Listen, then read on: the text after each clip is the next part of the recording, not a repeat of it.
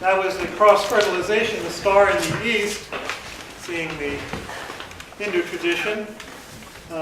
Using the cross in all of these. The cross in the earth, the tree in the garden, I'll explain that in due course.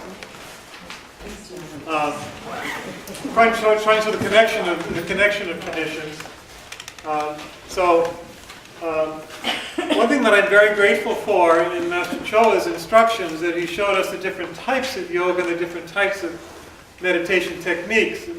Kundalini yoga, Raja yoga, Hatha yoga, all sorts of different types of karma yoga. One of the types that he pointed out was called Dhyani yoga, which is the meditation that's not the active type of Kundalini meditation where you kind of work the energies through, but you just open, more passive.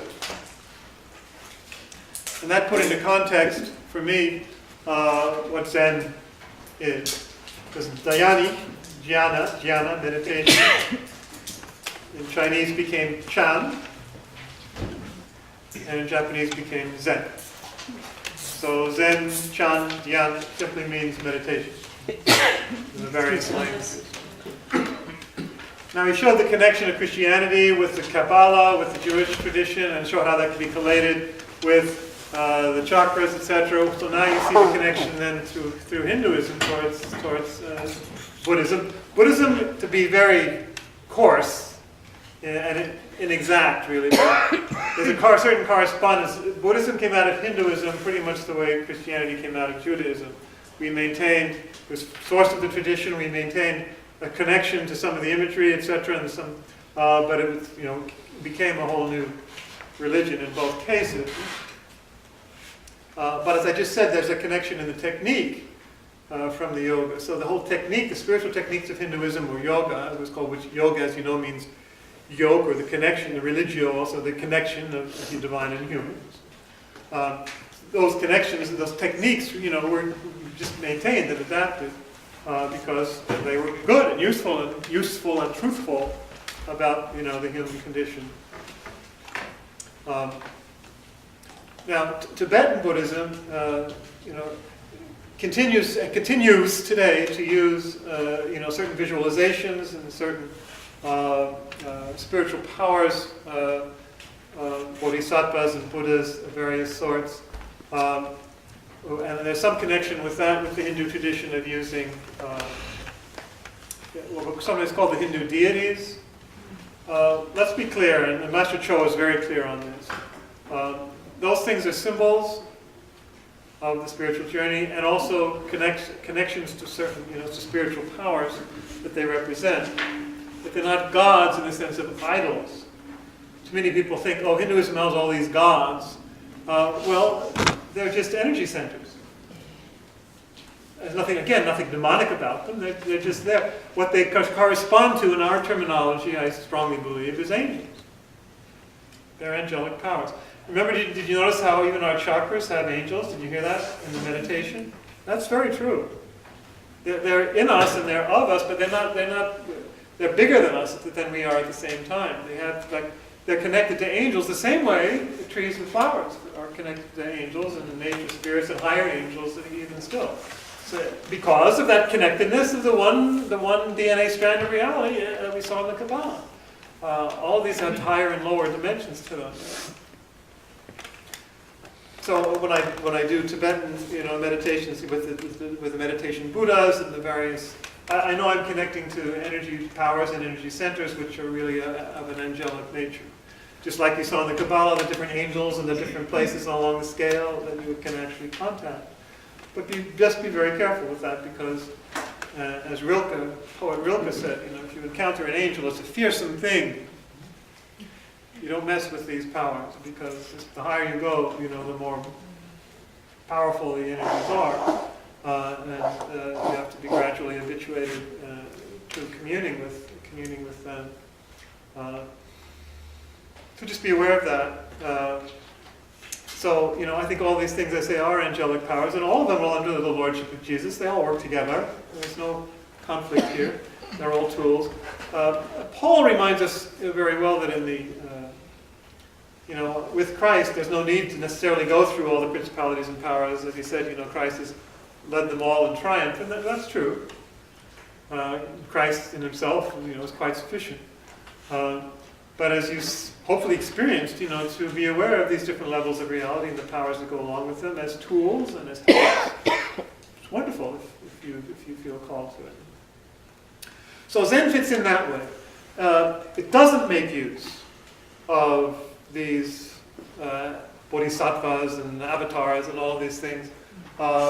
It prides itself, kind of like Protestantism in relation to Byzantine Christianity, which is like Tibetan, or Theravada Buddhism, which is like Roman Catholicism, I like to say.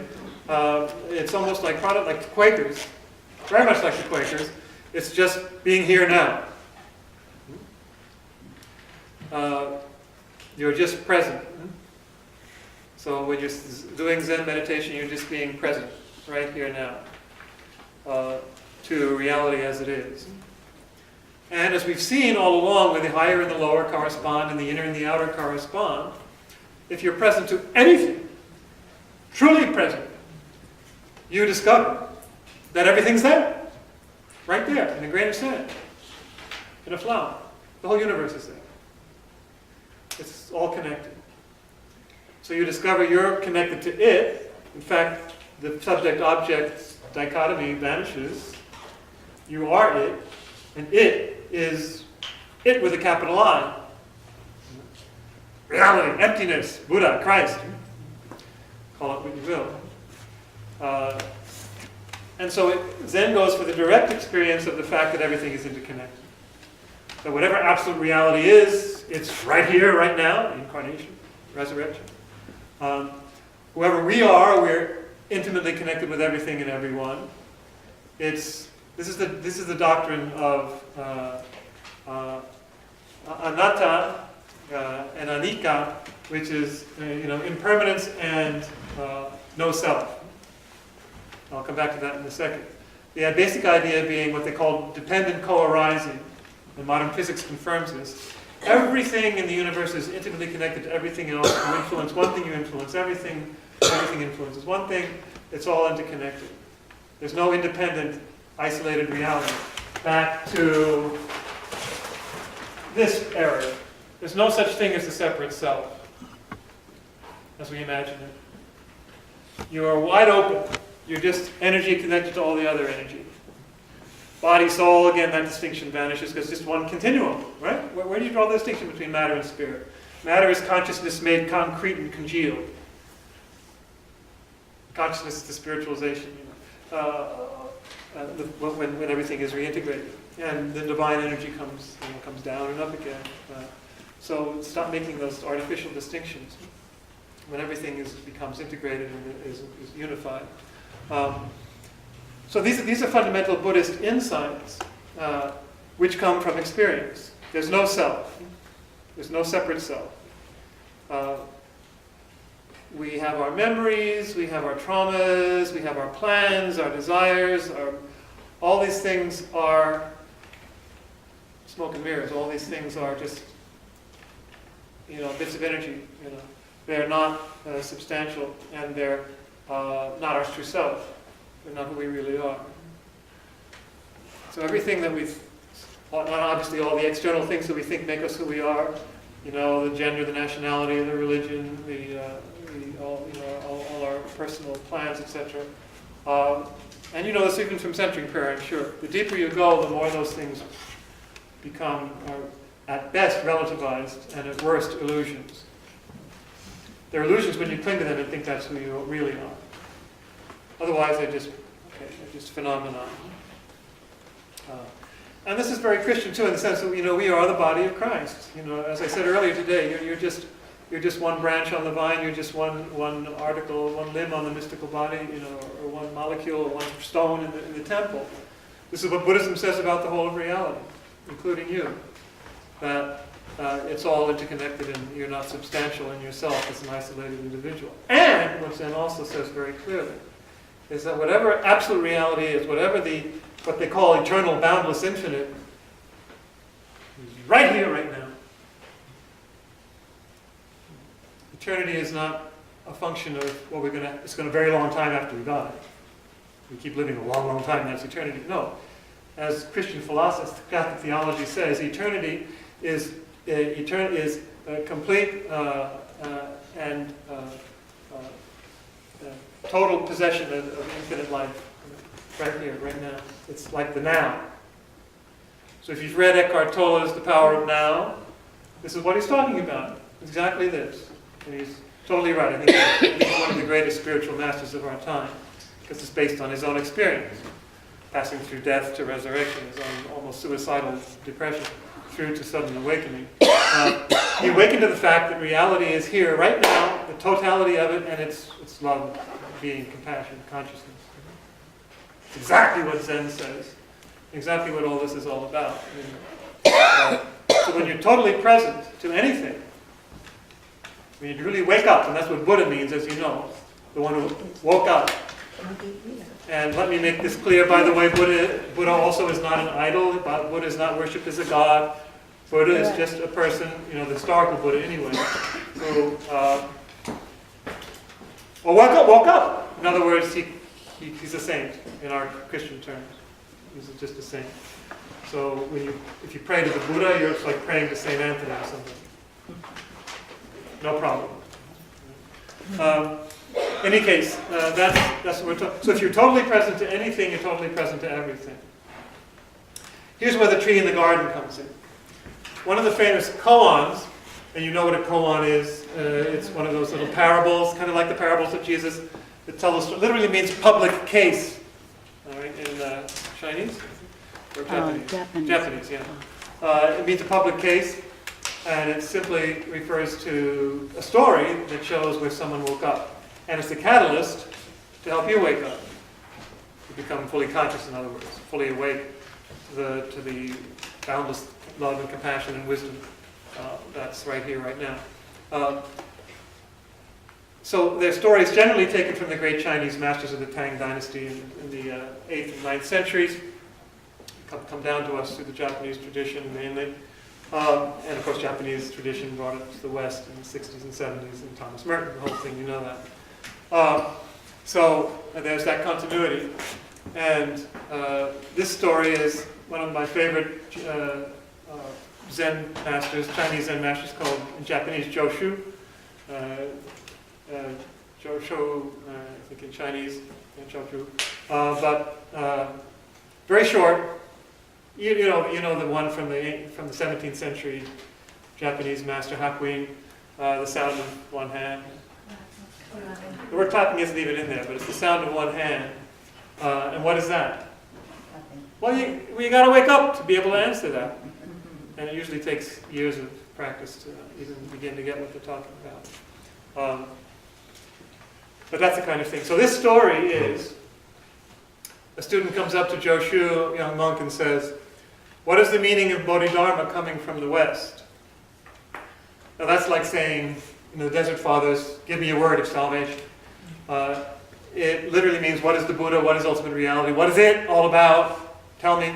Because Bodhidharma coming from the West, not to belabor the point, but Bodhidharma was the first Indian, Sanskrit, Buddhist master who brought Zen Buddhism, Chan, to China in the 6th century.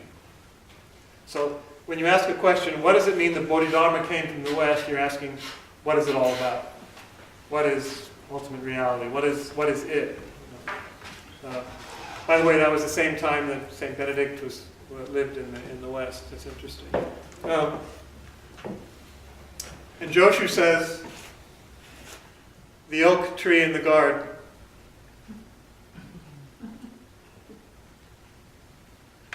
That's what it's all about. The oak tree in the garden.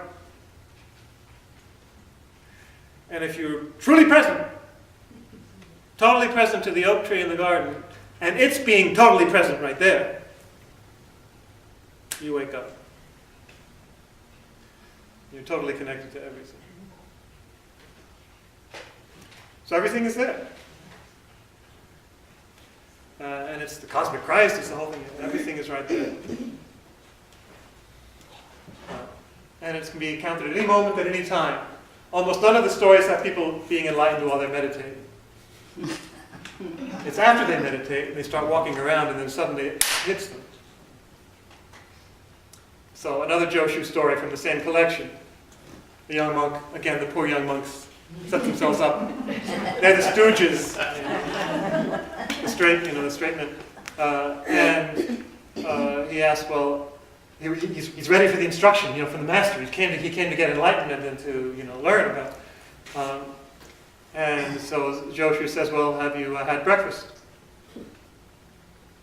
Young monk says, yes. So Joshu says, go wash the dishes. Go wash your bowl. In other words, if you're truly awake to your washing the bowl, and not thinking and not a million miles away, and not worried about the future or about the past or in your head, but you're totally washing the bowl, you'll wake up. So if you want instruction in Buddhism, instruction in reality, instruction in prayer, whatever you want to call it, just do it. So don't tell me you don't have time for contemplation. If you're putting the coffee pot on the stove in the morning, however you do it, that's all you need to do. Provided you're really doing it and not thinking about something else. This is amazing. It's basically saying that everything is right here, right now. It's part of that divine dance. You don't have to go anywhere or study any special thing, or, even use any special techniques, Zen is saying, other than just being there. And sitting in Zazen means sitting meditation, which Zen Buddhists spend a lot of time doing. It's not because it's it. It is because everything is it. So it is too. But they do it in order to get into that frame of mind, to get into that level of consciousness, to get into that level of integration that will allow them, when they get up and look at something, to wake up. So theoretically, that shouldn't be necessary. You should be able to wake up doing anything, anytime. But practically speaking, it is. You kind of need to go on retreat in order to really live your life. In the Christian tradition, in the Catholic tradition, it corresponds to living in the presence of God, the presence of God in the present moment, the providence of God in the special moment de Caussade, if you know his writings. This is the French Jesuit in the 17th century, or 18th, whatever it was. So this is in our tradition too, but it's especially evident, here in Zen. And Zen, as I say, is one school of Buddhism which emphasizes this particular technique, which came from yoga, this passive, receptive type of meditation technique, as opposed to Kundalini and some of the others. Right. So we're going to do some. We're going to do some Zen. Again, if you have any trouble with it, do centering prayer or whatever. But remember, it's just reality. Is reality sectarian? There's nothing Buddhist or Christian about sitting and being present. It just is. And if you really are present, then it's going to help you no matter what religion you are, or none.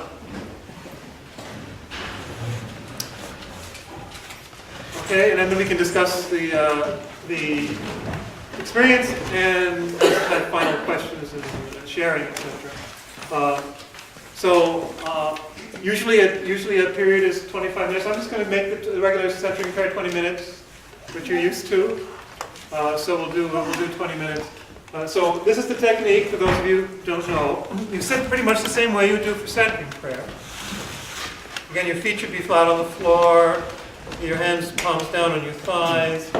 If you're sitting on a chair rather than on a mat and on a cushion, in the lotus position and all, which I wouldn't recommend to many of you. I can't do it anymore either. He's right. Some of you, yes. Some of you can do it, maybe. But you can be enlightened just doing anything, as I said. So your spine is straight. Some of you might even want to sit on the front third of your chair, as sometimes recommended. But in any case, just make sure you're not slouched. As it's the same as for centering prayer.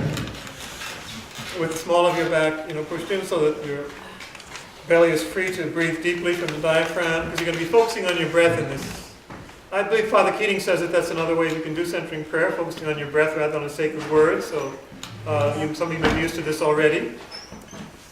You don't try to control the breath, you just breathe and you're just present to it.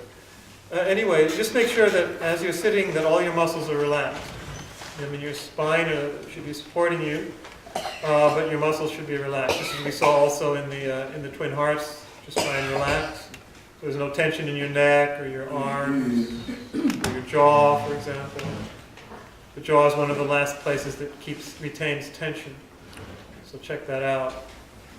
You might want to put your tongue, the tip of your tongue behind your top teeth, just touching. That's to complete the energy circuit, in case you're interested esoterically. For Zen, of course, your head is straight because you have your cervical vertebrae along the same line as your spine, your chin tucked in therefore.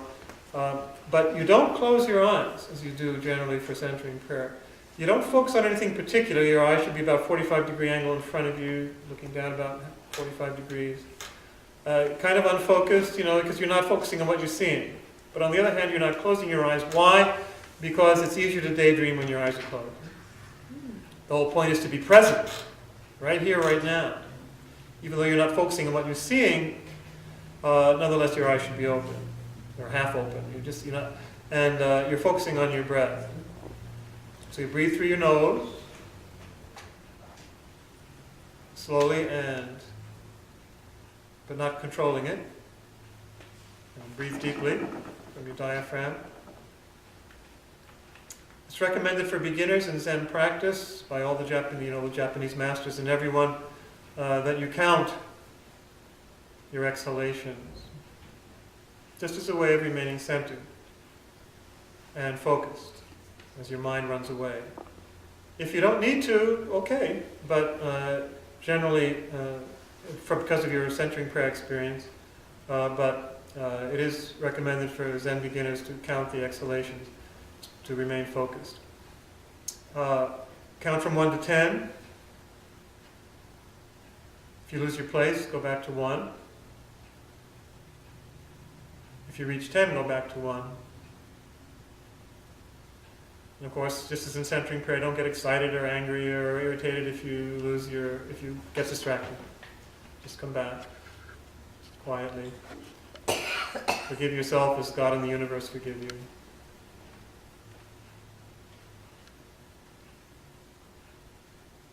Okay, any questions on the technique? Okay, so we'll start. I'll use a gong, 3 gongs to begin and 3 gongs at the end.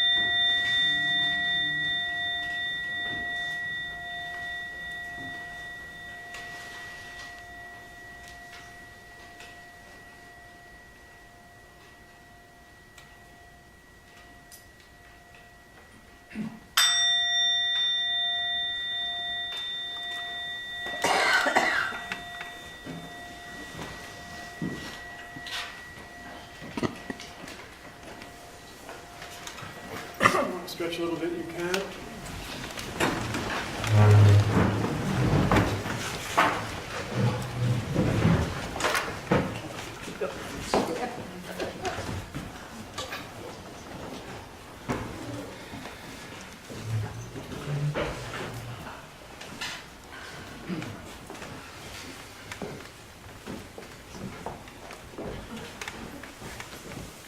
Thank you for braving that on a warmish afternoon and after lunch. Thank you. Thank you. Well, you can sit back down for a few moments. So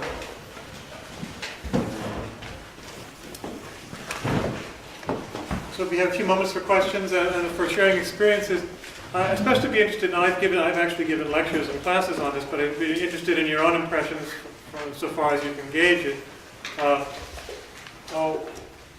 If you can share your own experience with this, or what do you think, how does centering prayer and Zen compare? Similarities, differences, what do you think?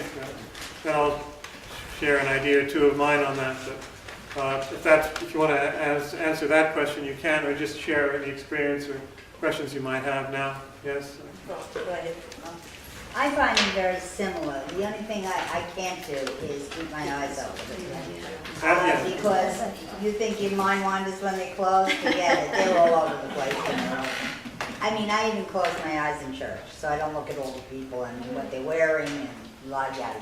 So, people who are accustomed to other types of contemplative prayer, when they come to Zen, they're usually quite indignant when they're told to keep their eyes open. They're not used to it.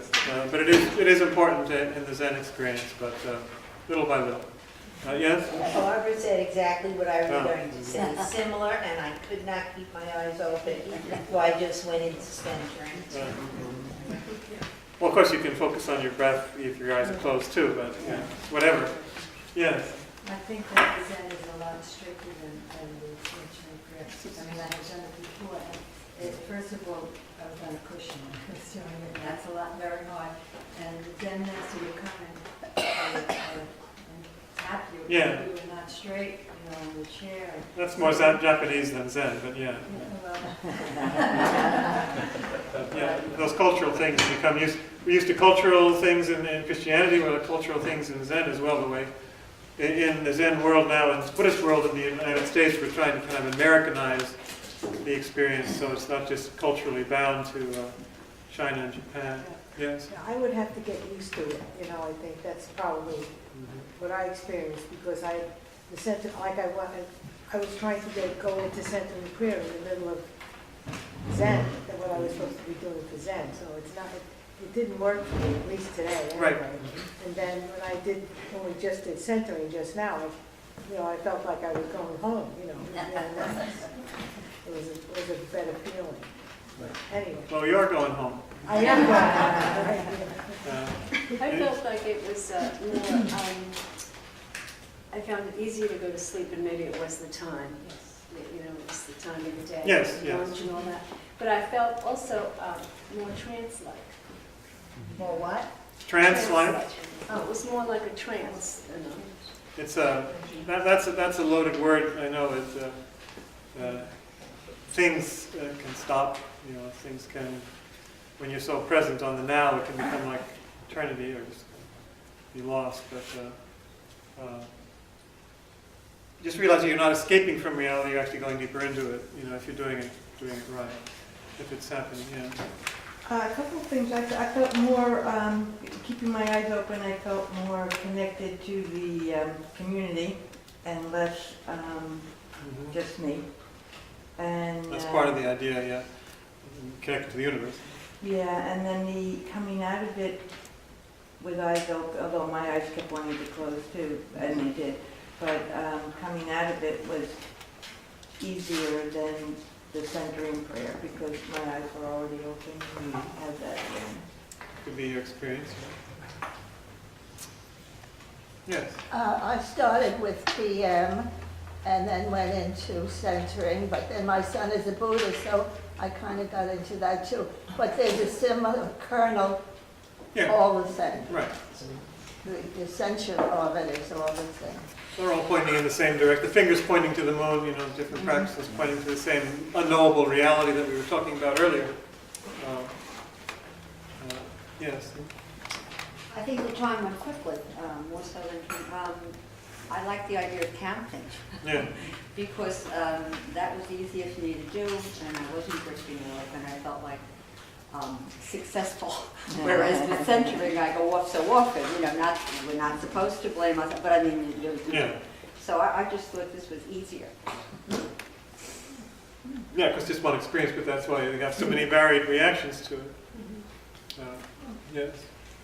Well, I just had the opposite feeling. Instead of the counting, I stopped that and I just let the stillness and said my prayer word when I found my mom drifting. Yeah, so you're doing centering prayer.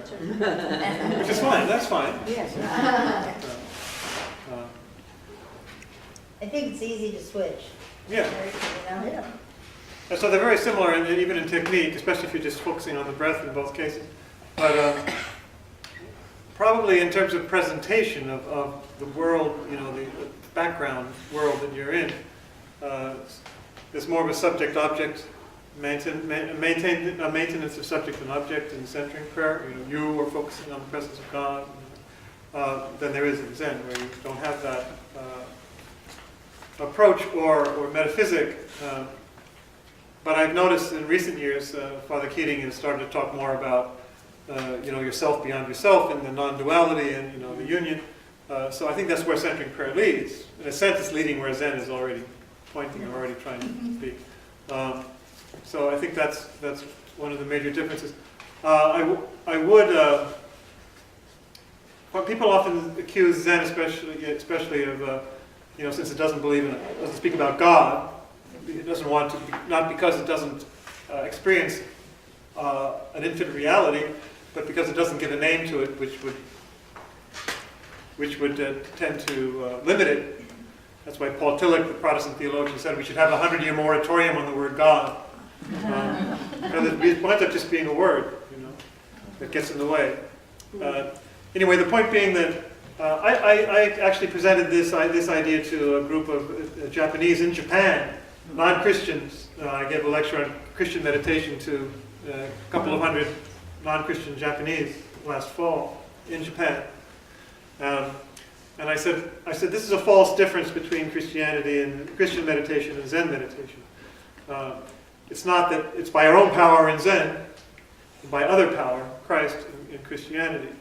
I said, if you do any kind of deep work, like deep meditation, you know very quickly, in whatever tradition you're in, that it's beyond you, or however you imagine you, that there's some larger reality at work, and they all nodded. So even within a non-theistic tradition, they understand that they're contacting power way beyond themselves in terms of their daily consciousness. I think that's important. So a lot of the distinctions are bogus when you get down to it, such as that God or no God issue in practice. What